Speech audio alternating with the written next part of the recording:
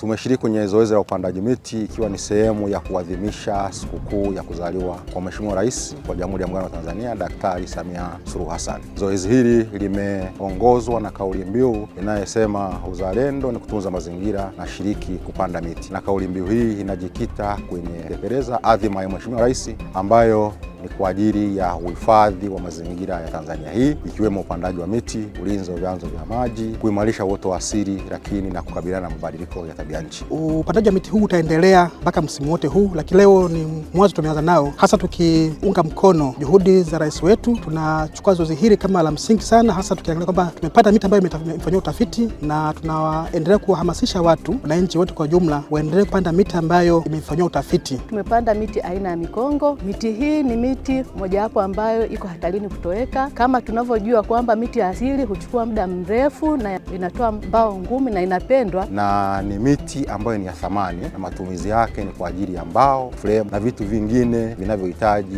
mbao iliyo na uimara zaidi. Kwa hiyo sisi kama watafiti tunaongoza juhudi za kurudisha mti huu kwa kasi kubwa ili kwamba tuwe na maeneo ya miti ambayo itapatikana muda wote. Tumekuwa na majaribio mbalimbali ambayo yamepanda miti kiwepo ya asili na miti mingine ya kigeni, lakini kwa miti ya asili tunachukulia juhudi kubwa kwa ajili ya kuwa na vyanzo vya kudumu vya mbegu za miti ya asili, pia kuwa na maeneo ambayo watu wengine wanaweza kuyafikia, maana miti hii ya asili mingi inatoweka, itakuwa baadaye ni historia. Sasa tuna mkakati gani katika harakati za kutunza miti ya asili? Kwanza tunao mkakati unaojihusisha na utunzaji au uanzishwaji wa vyanzo vya vipando au uanzishwaji wa mashamba ya mbegu, na mkakati huu tulionao unapitia katika awamu 2 au 3. Awamu mojawapo ni kurasimisha maeneo ya miti ya asili ambayo imetunzwa na kukaa vizuri, basi tunairasimisha na inakuwa vyanzo vya uzalishaji wa mbegu. Lakini mkakati mwingine ni kuhakikisha tunapata vipando sahihi vyenye uwezo wa kustahimili ukame na magonjwa na wadudu ili tuweze kuvipanda na vyenyewe kuwa shamba la uzalishaji wa mbegu. Mkakati wa 3